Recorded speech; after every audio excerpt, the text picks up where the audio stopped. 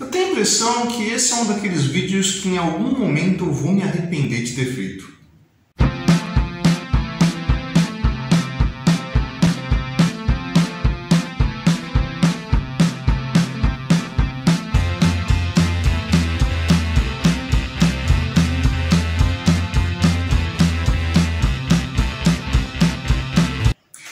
Bom, amigo, se você já é um assinante ou espectador antigo aqui do canal, você vai perceber que esse vídeo não é exatamente o tipo de vídeo que eu costumo fazer. Se você está chegando agora e você gostou, te recomendo antes de assinar o canal, você vai dar uma olhada em outros vídeos, porque como eu comecei falando, não é exatamente esse tipo de vídeo que eu trabalho aqui, né? Esse é um canal de história, a gente fala sobre história, mas de vez em quando eu resolvo trabalhar com algumas questões teóricas que envolvem a minha outra formação, que é a formação de sociólogo, né? Além de historiador, eu sou sociólogo também, né? E ultimamente tem aparecido algumas questões aí que eu achei que é bom a gente parar para conversar. Então hoje a gente vai falar sobre políticas de esquerda, políticas de direita, o que é extremismo, o que são políticas de centro,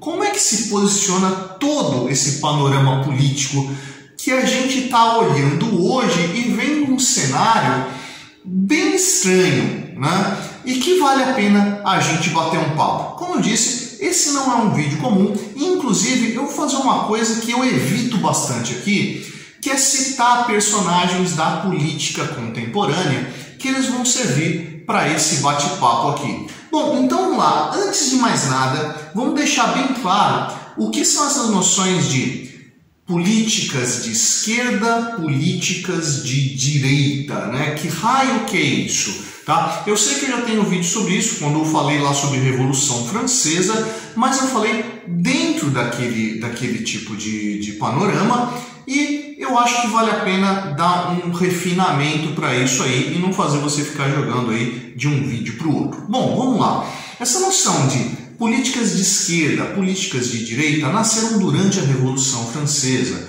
né? Então, assim que é proclamada a República dentro da França, né?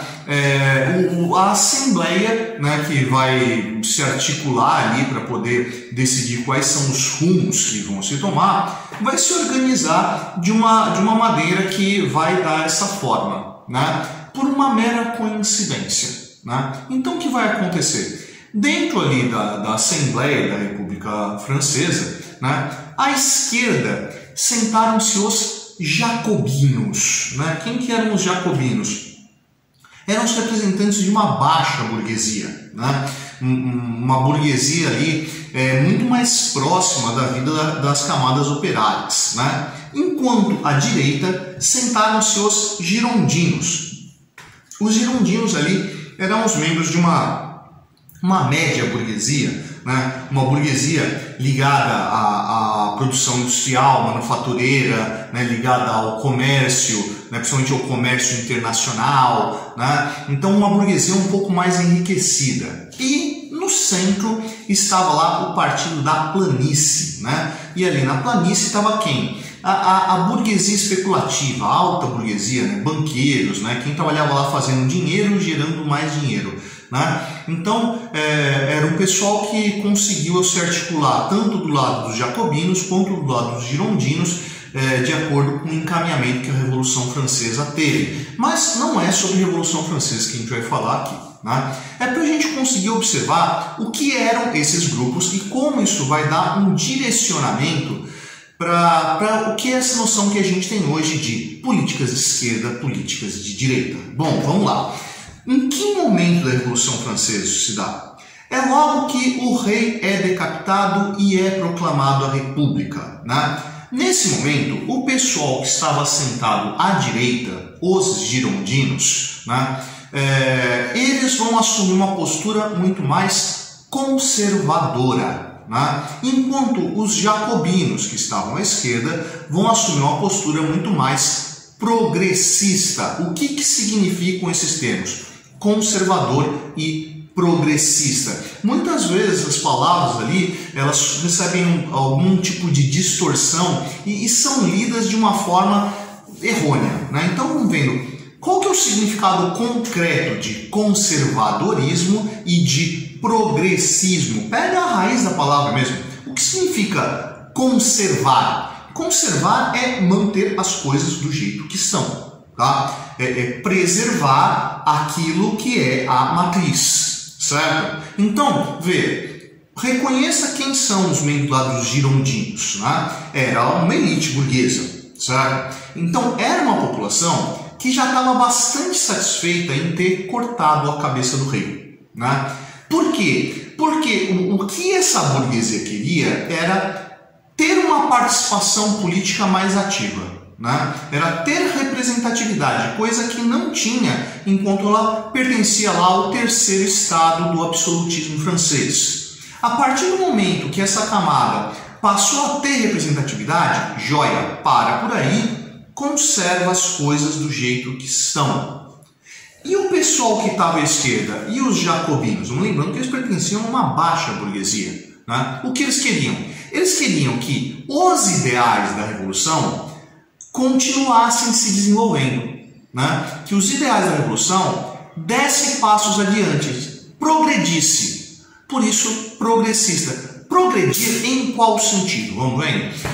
Já tinha conseguido ali uma certa isonomia política, né? Uma certa, não plena, né? Mas uma certa isonomia política. O que isso significa? Né? Que todo mundo, né, tinha ali a mesma condição, todo mundo passou a ser cidadão, né? E sendo cidadão, né, ia ter o mesmo tipo de representatividade.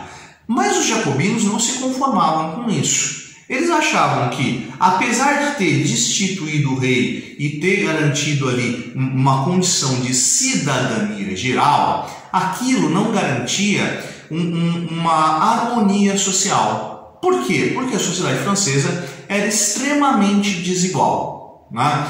E então as camadas mais pobres, e não estou nem falando dessa baixa burguesia, estou falando daquelas camadas pobres, os sans-culottes, né, os camponeses, os trabalhadores urbanos, aqueles que estavam abaixo dos jacobinos, né?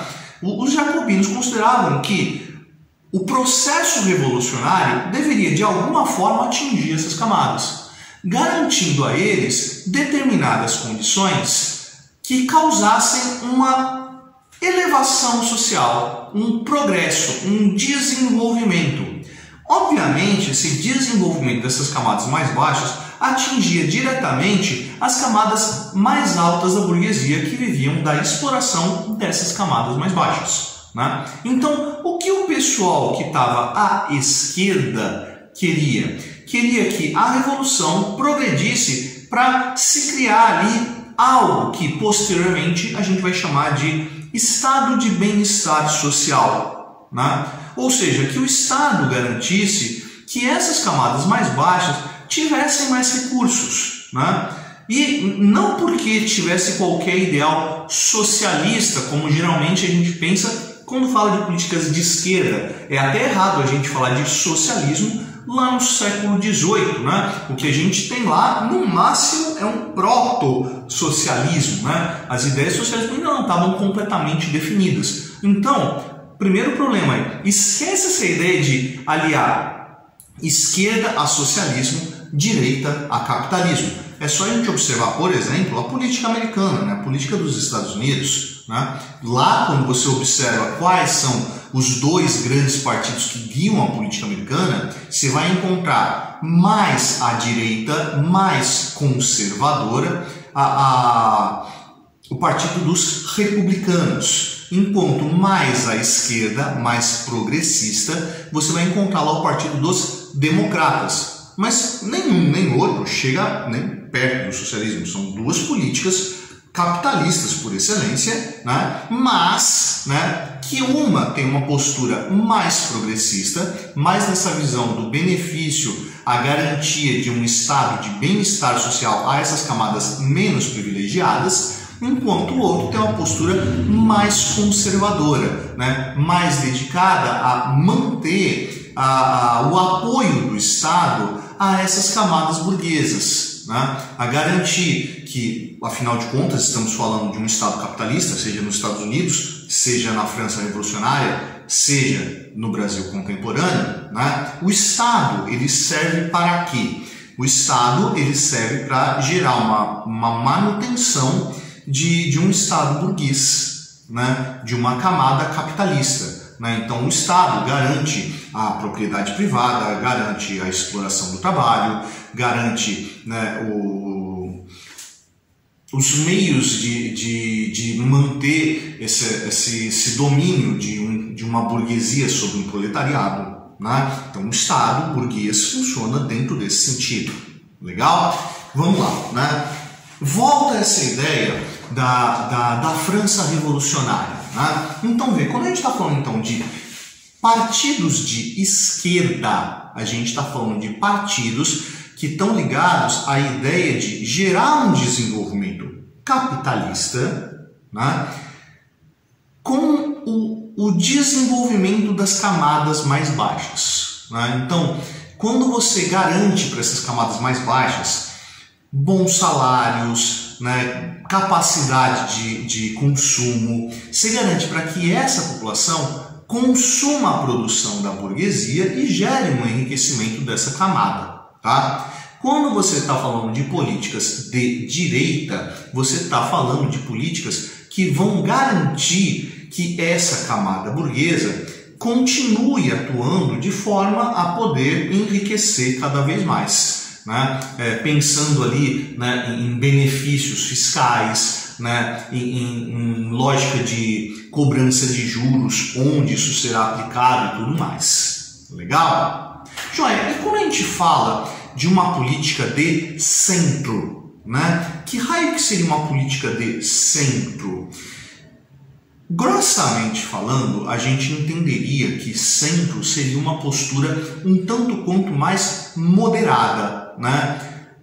Não tendendo a nenhum radicalismo, nem de esquerda, nem de direita, né? Então seria ali uma camada mais racional e que não buscasse tanto conflito. Pois é, vamos retornar à ideia da Revolução Francesa, né?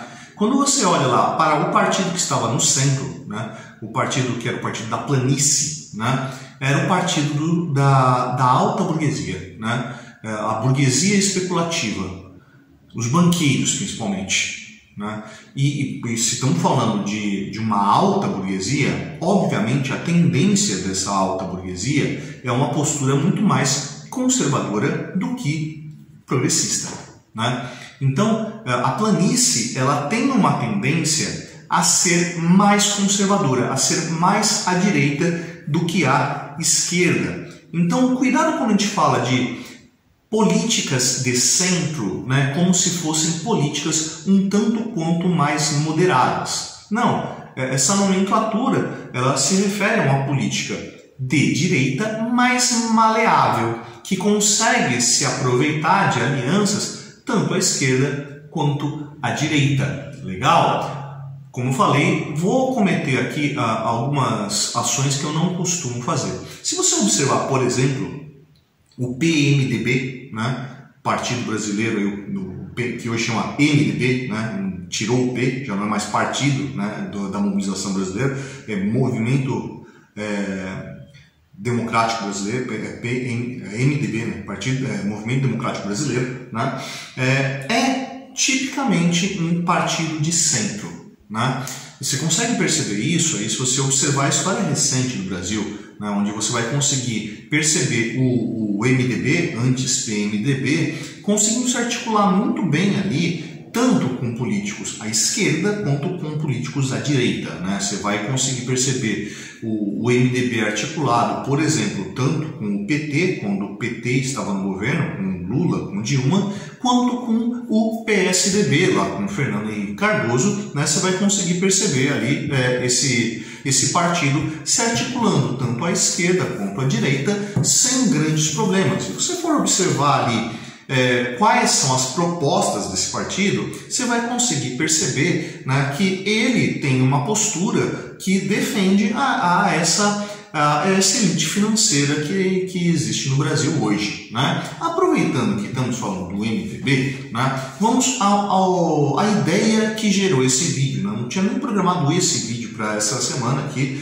eu resolvi adiar o vídeo dessa semana aqui e parar para bater esse papo, porque o que me inspirou a fazer esse vídeo foi a questão do que está acontecendo com o Lula hoje, né? Eu tô lançando esse vídeo aqui, hoje é dia 13, né? 13 de março de 2021, né? Não sei em que momento você está vendo esse vídeo agora, né? Mas o que aconteceu nessa semana, né? Devido ali a uma manobra jurídica, né? O ex-presidente Lula, né? Hoje está considerado elegível, né? Então as acusações dele dentro da investigação da Lava Jato foram questionadas, né?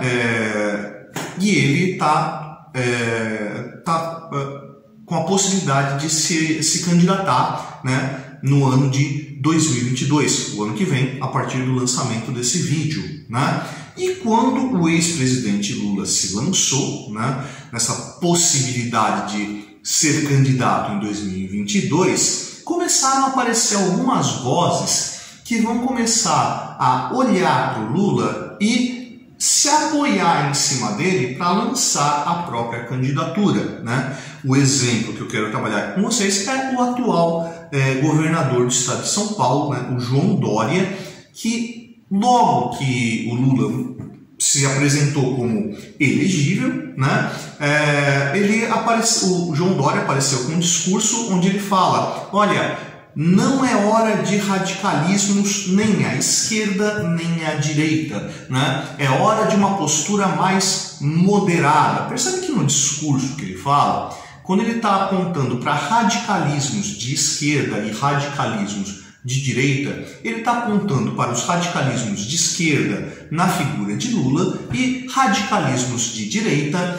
na figura de Bolsonaro, né? E se a gente observar ali o que é João Dória, né, que hoje está lá no PSDB, ele, né, apesar de estar no PSDB, né, o Partido Social Democrata Brasileiro, ele não é exatamente um social-democrata, né? Se a gente observar as políticas que ele desenvolveu, seja como prefeito de São Paulo, seja como governador do estado de São Paulo, né, você vai ver que as políticas dele são bem liberais ou neoliberais, né, e que é um posicionamento tipicamente conservador, né, tipicamente um posicionamento de direita, né?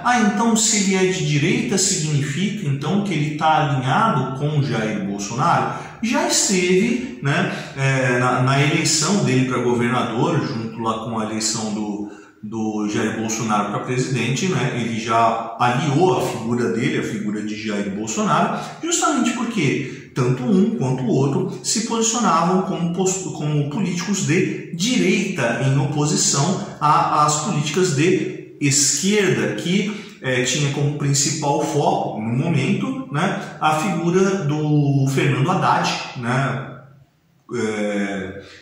candidato do PT, né, que estava concorrendo com Jair Bolsonaro no lugar de Lula, que originalmente seria o plano, o primeiro plano lá do PT, né, até a prisão do Lula e a substituição dele por Fernando Haddad.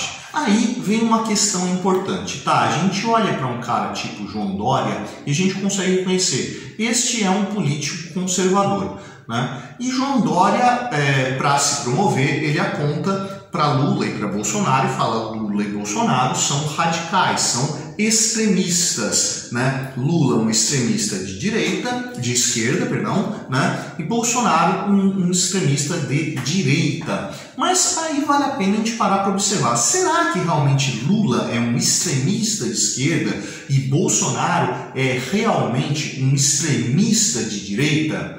Vamos refletindo então, tá?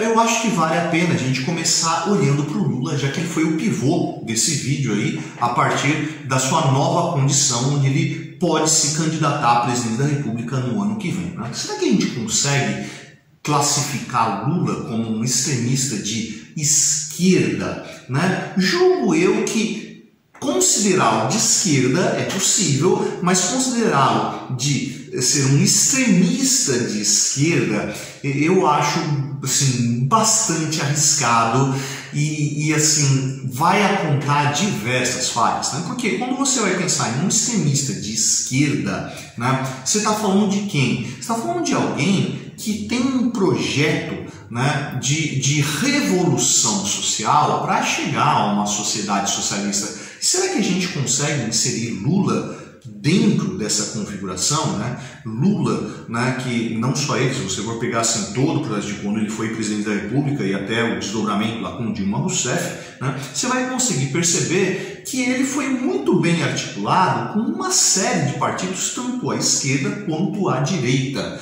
né? Você vai pegar ali alianças com o PMDB, por exemplo, com o PR, né, com o antigo PFL, né? Então você vai conseguir perceber ali uma grande articulação com pessoas de diversos posicionamentos políticos, o que obviamente não vai configurar ele como um extremista, né?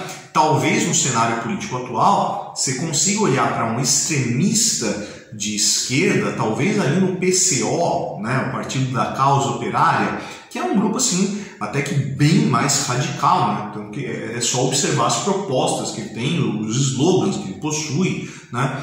Então você vai conseguir perceber ali um radicalismo muito maior, né? Um posicionamento de busca de uma revolução social e a geração de um Estado socialista. Então talvez lá você encontre. Então Lula, né, talvez a gente consiga considerar ele sim, né, um social-democrata, né, não como eu falei no caso do PSDB do João Dória, né, mas ele sim um social-democrata, né, alguém que trabalha dentro de um Estado capitalista com políticas de geração de um estado de bem-estar social, né? É só você pensar ali naquela configuração que está falando dos grupos de esquerda, quando você pensa lá em planos como, por exemplo, o Fome Zero, né, que envolviam lá a Bolsa Família, entre outras políticas sociais, que tinham qual intuito? Né?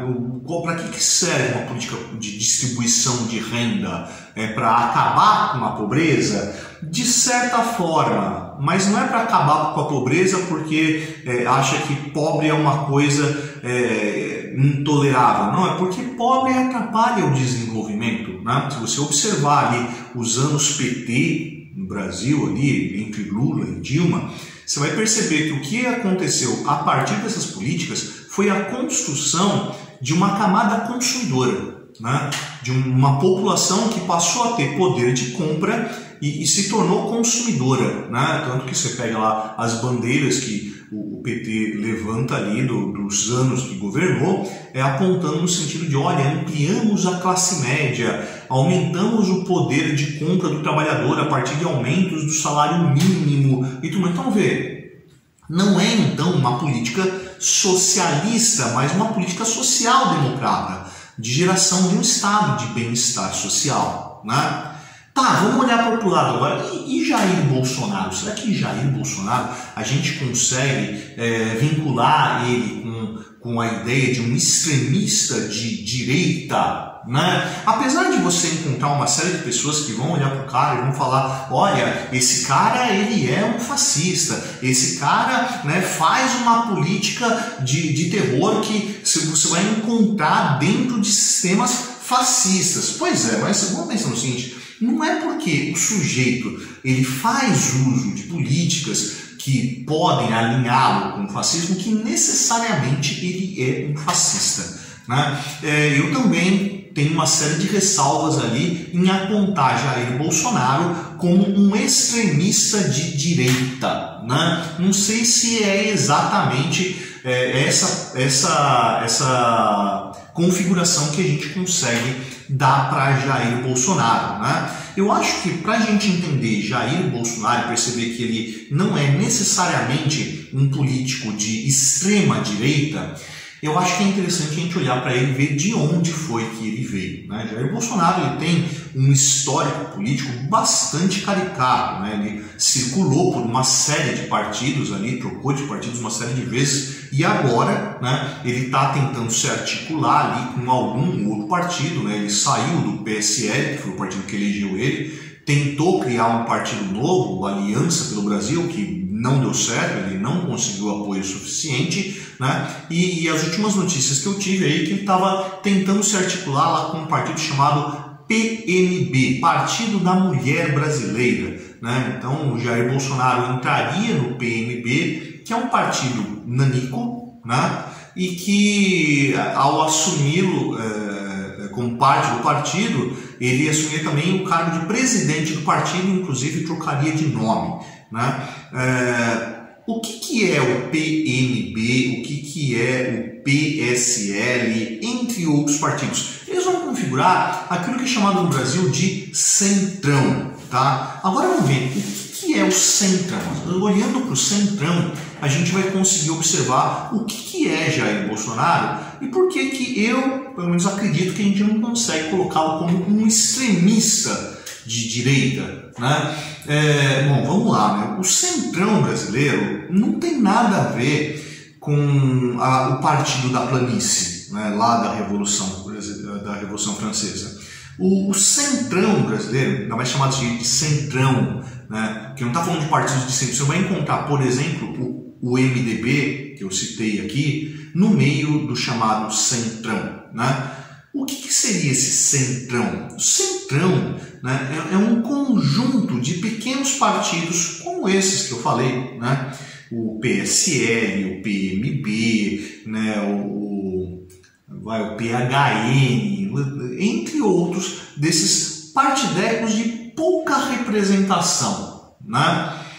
E o que são esses pequenos partidos, né? Estranhamente, eles ocupam um belo de um espaço dentro do Congresso Nacional há muito tempo, né? E eu falo estranhamente eles ocupam esse espaço, por quê?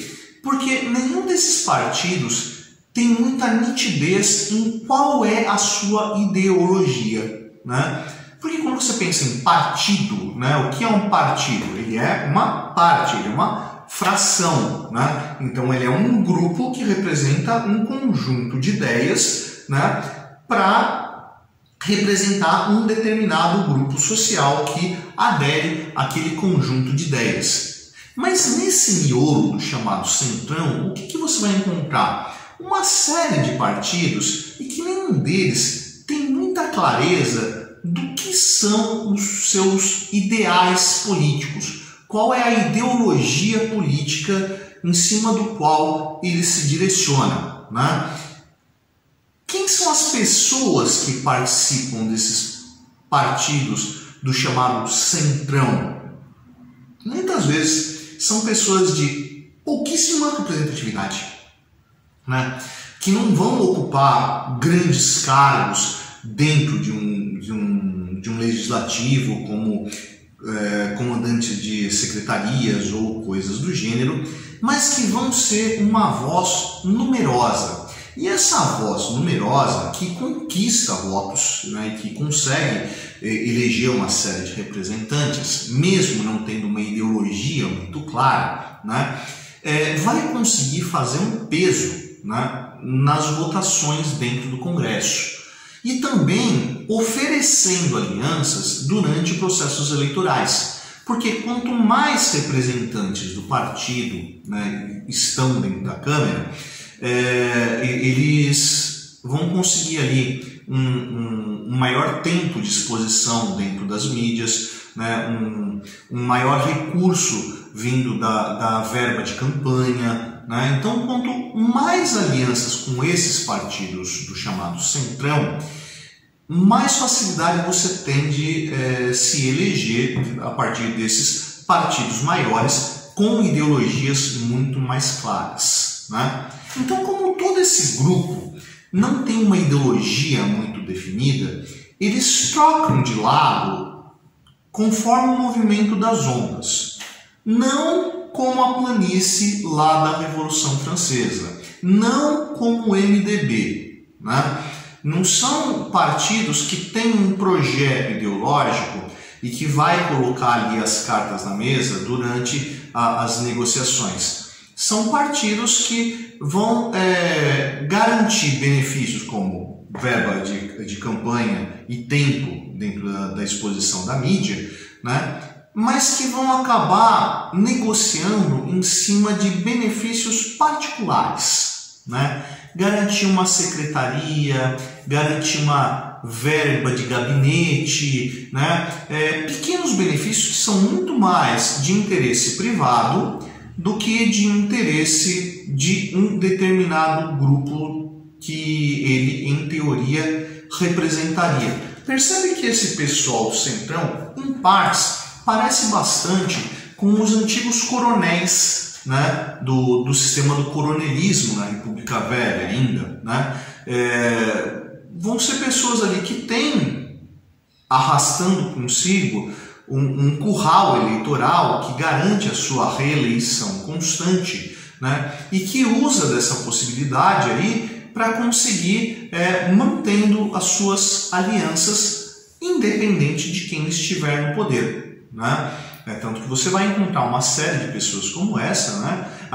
Um exemplo claro é você olhar, né, para o deputado Marco Feliciano, que é uma bela expressão disso aí, né, que durante os anos PT, lá com Lula e Dilma, esteve ao lado dessas pessoas, né, dando apoio, né, garantindo votos, né, e quando veio o processo do impeachment, se mostrou ali como feroz oponente, né, do PT, de quem ele foi aliado por um bom tempo, e que levou ele a uma articulação lá junto da figura do Jair Bolsonaro. Então, esse centrão ali, ele é muito maleável, né, sem uma ideologia própria e muito preocupado em interesses privados, não políticas públicas, né? Percebe como a figura de Jair Bolsonaro encaixa bem dentro desse perfil? Então, eu tendo a não considerar Jair Bolsonaro como um radical de direita. Obviamente, né, ele se posiciona politicamente muito mais à direita, né, mas nada impede ele de assumir uma outra postura dependendo da direção do vento da política que se toma nesse momento, né? Então, o que a gente está encontrando hoje no cenário político brasileiro? Você vai encontrar lá uma social-democracia, né, que busca representar toda a esquerda em cima dessa figura do Lula, do PT como todo, mas principalmente do Lula, que assim, ele é maior do que o próprio PT, né? Ele arrasta ali uma força, né, que o PT se beneficia muito mais dele do que ele do PT, né? Então assim, você tem uma força social-democrata que busca agregar essas diversas forças de esquerda em torno dele.